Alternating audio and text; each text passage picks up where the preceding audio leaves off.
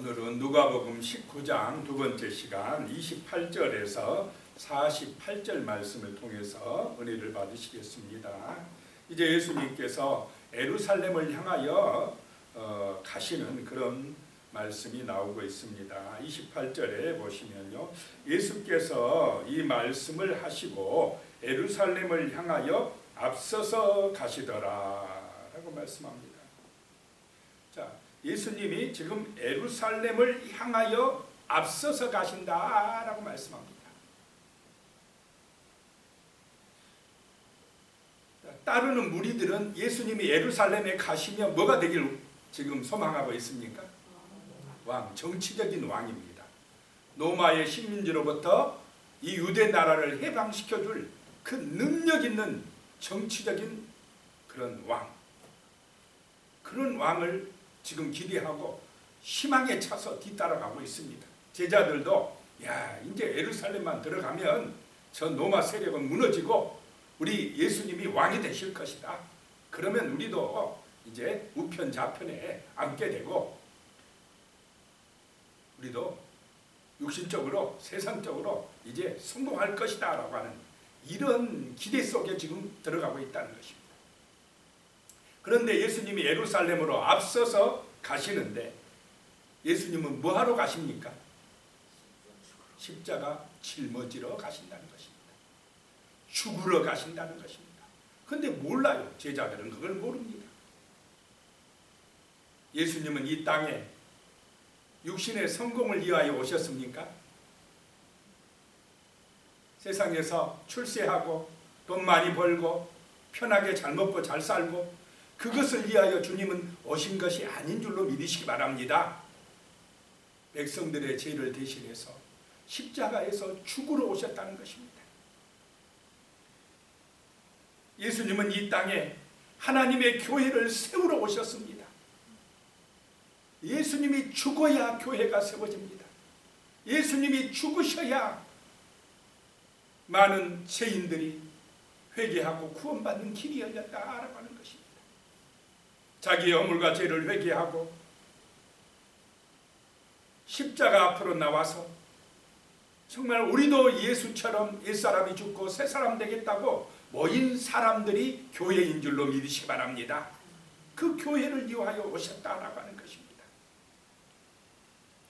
예수님은 지금 십자가 짊어지러 앞서서 가신다라고 하는 것입니다.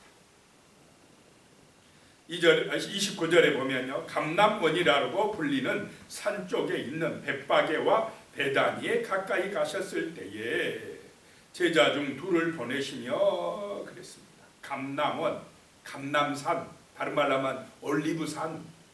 이 감람산 하면 늘 예수님께서 가서 기도하시던 동산, 겟세마네 동산이 있는 곳입니다. 기도하시던 그 산, 또 이 감람산에서 예수님이 승천하셨습니다. 그 산. 그 산 쪽에 있는 마을 두 개가 있는데 벳바게와 베단이라는 마을이 있었다라고 하는 것입니다. 예루살렘에서 한 3.5km 정도 떨어진 곳에 위치한 그런 마을입니다. 그 마을에 가까이 가셨을 때에 제자 중 둘을 보내시며 그랬습니다. 30절에 이르시되 너희는 맞은편 마을로 가라. 그리로 들어가면 아직 아무도 타보지 않는 나귀 새끼가 매어 있는 것을 보리니 풀어 끌고 오라. 아무도 타보지 않은 나귀 새끼. 스가랴서 구약성경 스가랴서 9장 9절에 보면은 예언된 말씀입니다. 그 말씀대로 왕이 지금 뭘 타고 들어오십니까? 나귀 새끼를 타고 들어오시겠다라고 하는 것입니다. 자, 왕으로 오려면, 세상적인 왕으로 오려면 나귀 새끼를 타야 됩니까? 마차를 타야 됩니까? 멋지게 보여야 되지 않겠습니까? 백마를 타고 그냥 화려한 마차를 타고 입성해야 백성들이 볼 때 이야, 정말 멋진 왕이네, 대단하다 라고 하면서 해야 될 것 같은데 우리를 구원하러 오신 예수는 나귀 새끼를 타고 초라하게 예루살렘에 입성하고 있다라고 하는 것입니다. 세상적인 영광을 추구하고 있지 않다라고 하는 것입니다. 그 나귀 새끼가 있는 것을 보고 가서 풀어 끌고 와라. 매인 것을 풀어서 끌고 와라. 어떻게 보면은 이 나귀 새끼 같은 그런 존재들이 죄인들인, 어떻게 보면 세상에서 쓸모없다고 하는 그런 우리 인간들인 줄로 믿으시기 바랍니다. 연약한 자, 가난한 자, 병든 자, 그런 묶여서, 세상에 묶여서 자기 마음대로 할 수 없는 그런 연약한 종들을, 애굽에 묶여있는 사람들을 풀어서 끌고 와라 라고 하는 것입니다. 주님이 풀어주셔야 쓰임받을 줄로 믿으시기 바랍니다. 나귀 새끼 같은 연약한 우리가 주님의 은혜로 죄악에서 풀림받아 될 때에, 교만이나 고집이나 세상의 그런 탐욕에서 풀림받을 때, 마귀의 종살이에서 풀려질 때에 우리는 주님 앞에 쓰임받는 이 연약한 나귀 같은 그런 존재가 될 수 있다라고 하는 것입니다. 풀어서 끌고 오라 라고 하는 것입니다. 풀린 사람, 예수의 은혜로 풀어진 사람, 구원받은 사람입니다. 구원받은 사람이 주님 앞에 쓰임받는 사람이 되어진다라고 하는 것입니다. 31절에요. 만일 누가 너희에게 어찌하여 푸느냐 묻거든 말하기를 주가 쓰시겠다 하라 하시매. 자, 주가 쓰시겠다 하면 어떻게 해야 됩니까? 다른 말할 필요가 없습니다. 그냥 예, 그렇게 하십시오. 이것이 바로 참된 제자의 길인 줄로 믿습니다. 이유 될 필요가 없습니다. 장가 가야 되는데요, 밭을 갈러 가야 되는데요, 또 뭐 했습니까? 사업하러 가야 되는데요.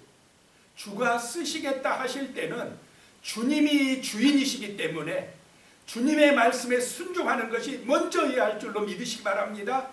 그 사람이 구원받은 사람이다 라고 하는 것입니다.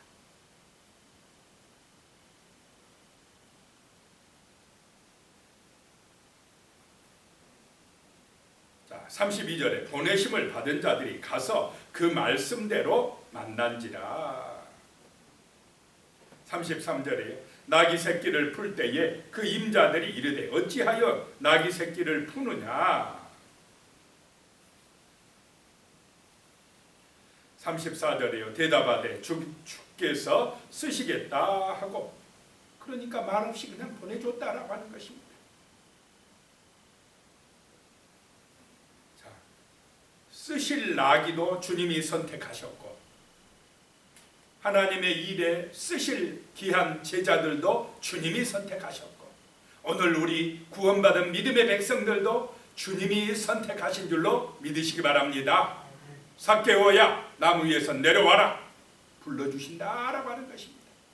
나를, 연약한 나를, 죄인인 나를 불러주셔서 우리의 마음에 성령을 보내주신 주님, 그 주님의 귀한 은혜를 생각하면 우리는 충성할 수밖에 없는 줄로 믿습니다. 쓰임받는 것이 축복입니다. 주님 앞에 쓰임받는 것, 주님이 불러주신 것, 이것이 바로 최고의 축복입니다.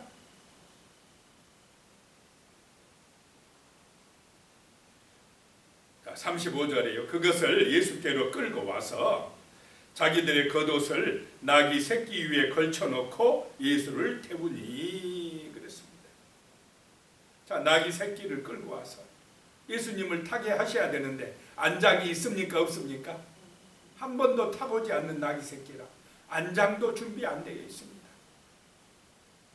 그러니까 자기들의 겉옷을 거기에 올려놓고 예수님 보고 타시옵소서라고 하는 것입니다. 자, 예수님은 화려하고 멋진 것으로 대접받기를 원하시지 아니하고 우리가 가진 것, 우리가 가진 재능대로 그것으로 정말로 충성하기를 원하시는 줄로 믿으시기 바랍니다. 그냥 좋은 안장 가서 구해와라 그러지 않는다라고 하는 것입니다. 우리가 가진 것으로, 우리에게 있는 것으로 겉옷 있으니까 겉옷을 깔아서 타시라 하라고 하니까 예수님이 타셨다라고 하는 것입니다. 세상 왕은 그렇습니까? 그렇지 않습니까? 세상 왕은 그렇게 했다가는 어떻게 됩니까? 굉장히 화를 내고 진노할 겁니다. 그런데 영원한 왕이신 우리의 구세주 예수는 그렇지 않는다라고 하는 것입니다. 그 사람의 중심을 보시고 그 사람의 형편대로 충성하는 걸 기뻐하신다라고 하는 것입니다. 잘하라고 막 멋지게 하라고 그러지 않습니다. 내가 가진 것 가지고 해라. 최선을 다하는 것이 중요하다라고 말씀하시는 것입니다. 36절에요. 가실 때에 그들이 자기의 겉옷을 길에 펴더라. 31절에요. 이미 감람산 내리막길에 가까이 오시매 제자의 온 무리가 자기들이 본 바 모든 능한 일로 인하여 기뻐하며 큰 소리로 하나님을 찬양하여. 이 무리들은 예수님이 하신 능한 일로 기적으로 기적 이런 걸 보고는 그냥 막 기뻐 찬송하고 있습니다. 호산나 주의 이름으로 오시는 이여 하고 찬송하고 있습니다.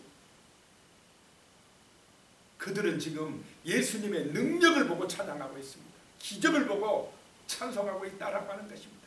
그런데 이 무리들이 자 예수님이 왕이 됐으면 좋아했을 텐데 죽은다 하니까 나중에 어떻게 합니까? 이 무리들이 예수님을 쫓습니까? 배반하고 가버립니까?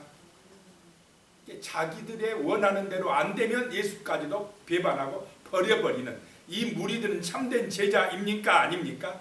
아니다라고 하는 것입니다. 기적을 보고 자기들의 어떤 목적을 위하여 따라오다가 자기들의 어떤 소원, 목적이 안 이루어지면 버리고 가는 아버지의 마음을 모르는 성경 말씀의 그 의미를 모르는 그런 사람들은 무리들이다라고 하는 것입니다. 정말 우리는 주님의 뜻을 아는 은혜가 임하시기 바랍니다. 성령의 감동으로 성경 말씀을 통해서 주님이 원하시는 길, 그 주님이 무엇하러 이 땅에 오셨는지를 아는 그런 구원받은 참된 제자가 되어야 할 줄로 믿습니다. 자, 38절에 이르되 찬송하리로다 주의 이름으로 오시는 왕이여 하늘에는 평화요 가장 높은 곳에는 영광이로다 하니 시편 118편 26절 말씀을 인용해서 지금 사람들이 노래하고 있습니다. 전쟁에서 승리하러 오신 우리의 왕이시다 라고 기뻐하고 있는 것입니다.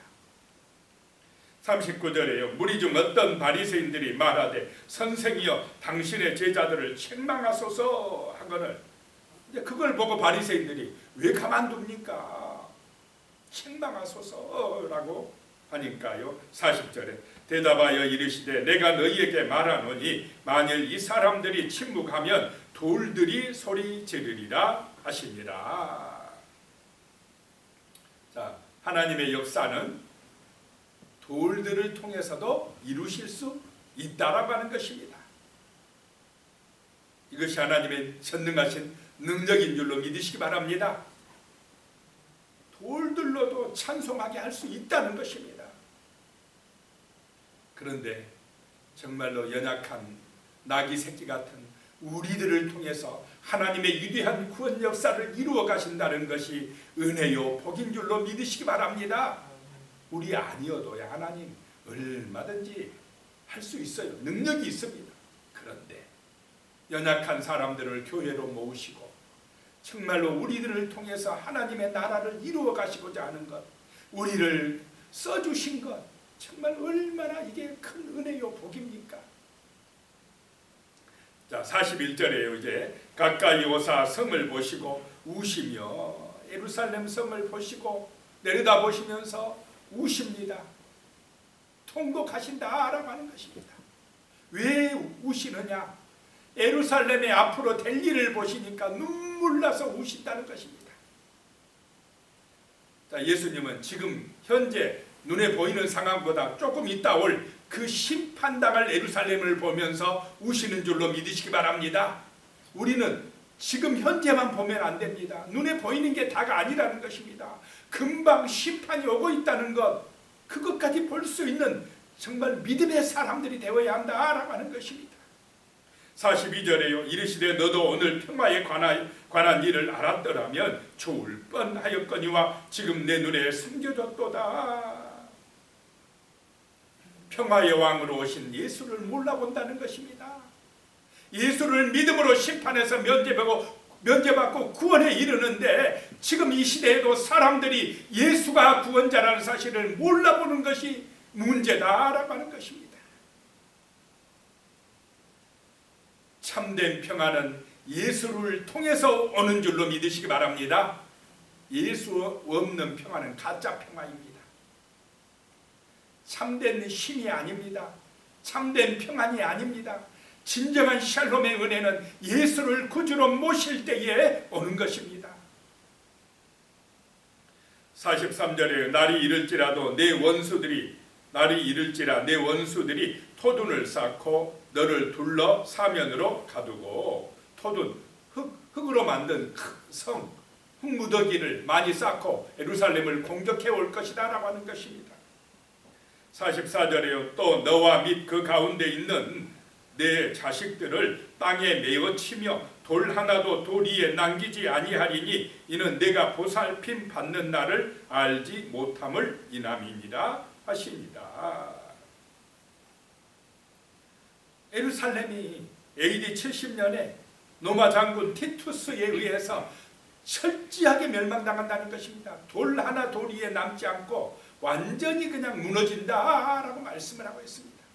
그런데 사람들은 그걸 몰라요. 심판이 오고 있다는 것을 모르고 있습니다. 그런데 예수님은 아시니까 눈물을 흘리는 것입니다.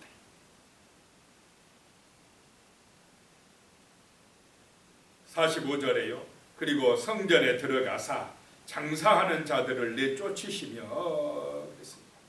성전에서 돈 바꿔주고 이익 취하고 양이나 뭐 이런 비둘기나 이런 거 팔아가지고는 또 이득 취하고. 자, 성전이 예수님이 46절에 그들에게 이르시되 기록된 바 내 집은 기도하는 집이 되리라 하였거늘 너희는 강도의 소굴을 만들었도다 하십니다.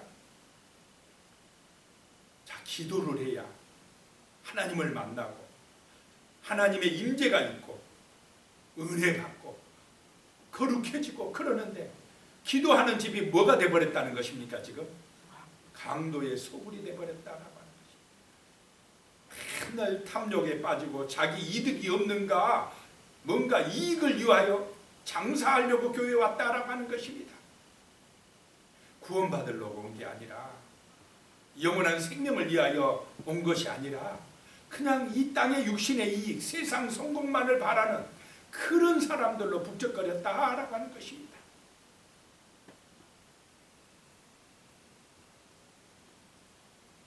이러면 이 성전이 하나님과 상관이 있겠습니까? 없겠습니까? 하나님이 떠나버린 그런 곳이 되고 말았다라고 하는 것입니다. 그래서 예수님은 돌 하나도 돌 위에 남지 않고 성전이 다 뭐하리라요? 무너지리라. 이제 성전 시대가 아닙니다. 어느 장소예요. 요즘에도 많은 종교들이 그러냐 어디에 가야 돼. 성전이 거기가 거기면 가야 된다. 장소적인 개념으로 주장을 하는데 이제는 성전이 바로 예수인 줄로 믿으시기 바랍니다. 내 몸이 성전이다. 예수님. 예수가 계신 곳이 성전입니다. 또 예수님은 우리의 마음이 뭐라고 말씀하셨습니까? 성전이다. 자, 왜냐? 하나님의 영이 어디에 오셨습니까? 우리의 마음에 오셨다라고 하는 것입니다. 예수를 믿는 사람들의 마음에 하나님의 성령이 들어오십니다. 그 성령이 계신 곳이 성전이다라고 하는 것입니다. 그래서 우리가 하나님을 찬양하고 예배하기 위한 건물은 필요하지만 이 건물 자체가 성전이 아니다는 것입니다. 예수가 함께 하신 곳, 예수를 믿는 사람들이 모인 곳, 그곳이 성전이다라고 하는 것입니다.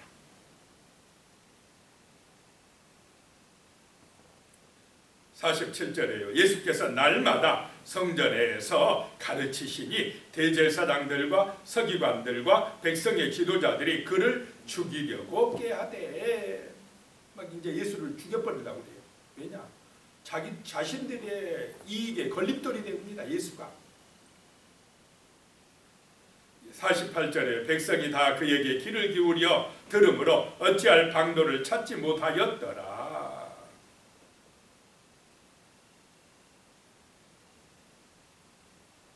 자, 기도하겠습니다. 하나님, 정말로 우리가 연약한 나귀 같지만은 주님이 풀어주심으로, 주님이 구원하여 주심으로 주님 앞에 귀하게 쓰임받는 그런 사람이 된 것이 복이요 정말로 가장 정말로 큰 은혜를 받은 것인 줄로 믿습니다. 주여, 우리를 써주시옵소서.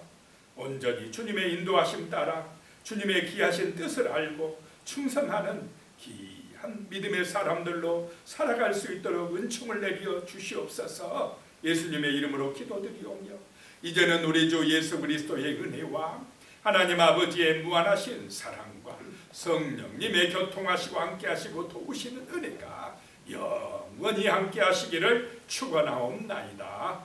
아멘.